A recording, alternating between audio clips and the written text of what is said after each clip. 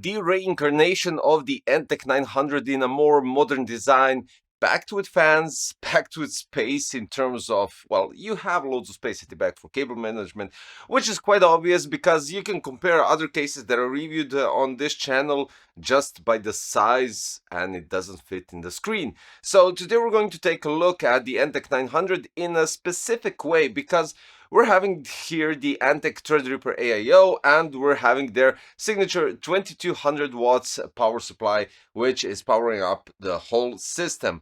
Now, you might remember the Threadripper, the motherboard, and of course the graphic card which I used in that other build that I did regarding specifically benchmarking the Threadripper and all the other stuff. But today we're not going to go into that segment because I'll be doing the double work for basically getting almost same results. Today we're just going to go regarding the benchmarks, of course. We're going to go with thermals just to see how this performs compared to that build. Now, right here on the front, we have three 140 Tranquil fans. On the bottom, we have two 120 reverse blades, and one at the back is 140 Tranquil as well. So this is quite interesting because the case is immediately packed with fans. Usually when you go with premium segment cases, in majority of the situations, you don't get packed with fans. You don't get them. And this is really cool because these fans are actually really good and they perform outstandingly nice. The interesting part is everything is on pegs, so you can remove the top panel, the side power supply shroud panel, tempered glass front panel, and the side panel without any tools. And the only thing that you actually need tools, if it's not factory tightened up, is the well, the holder for the power supply. So yeah, there's that. Now, regarding everything else, of course, you need a screwdriver to place AIO, motherboard, and the power supply here at the back, but that's it. Now, going into storage. Now on the power supply shroud, we have two bays for 2.5-inch SSDs. At the back on the side, we have three bays for 2.5-inch SSDs. And here in the power supply shroud, you have four bays for 3.5-inch hard drives. So basically, if you're going with a workstation, you really do have loads of storage to manage literally everything that you need and desire. And of course, if you're going with a gamer build in such, I would say, an outstanding case, then you have that solved as well in terms of storage. Now, this cover right here for the fans can be also removed. You have three screws. You just slide it out and you get more space here for anything that you desire. Now let's go for the inside. It supports back connect motherboards, but also it supports SSI EEB motherboards, SSCEB, EATX, ATX, and everything below that. So we're talking about a full tower chassis, aluminum, steel, plastic, and tempered glass. Dimensions are 547, 250, 622. And for the radiator support, on the front you could go with 120, 140, 240, 280, 360, or 420 with a thickness of 52 millimeters.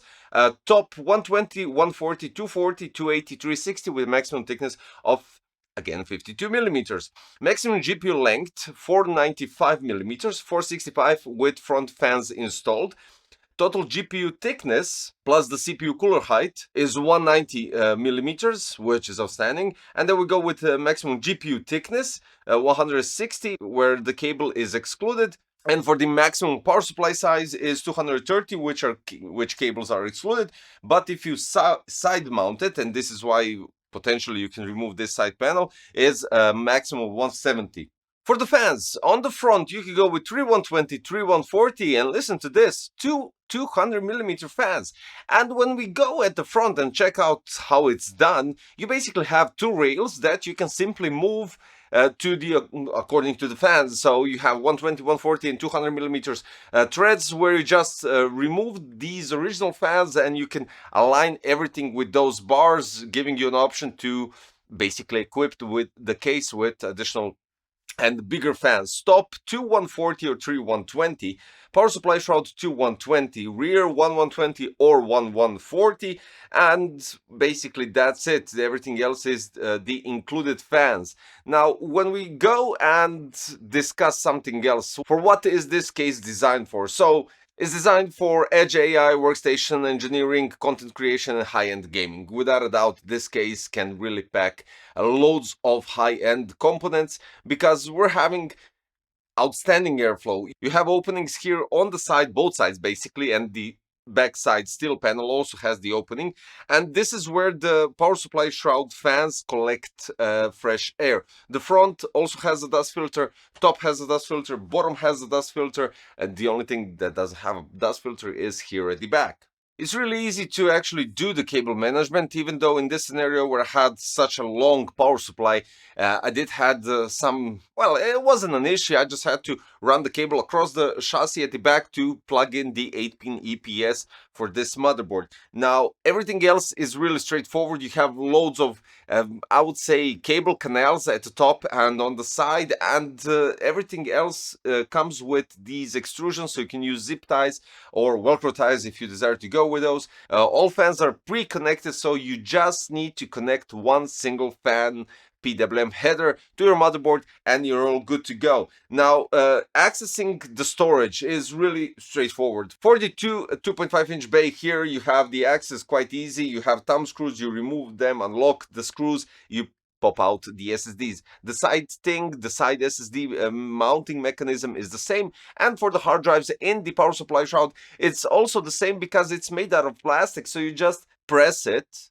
and it just pops out. It's really that easy and simple. So access to the storage is brilliant. The good thing about the iShift PSU mounting options is that, as I said, the 8-pin EPS, since I have a long power supply, needs to go across. But if you go with that option, with the iShift power supply, you can basically have easier cable management, even easier than this and even cleaner than this. So this is actually really good because it gives you an option to do even better cable management, better, I don't know, easy access to the cables and everything all together. So all in all, when you take a look at the new and modern Antec 900, you get accessibility towards everything, clearance for literally every single component inside the chassis. I understand some of you will say, well, it's a shame that it doesn't have a 420 at the top, and I do agree on that, don't get me wrong, but let's be honest, if you're running a 420 at the front and 360 at the top, and you can most likely place a radiator here at the back,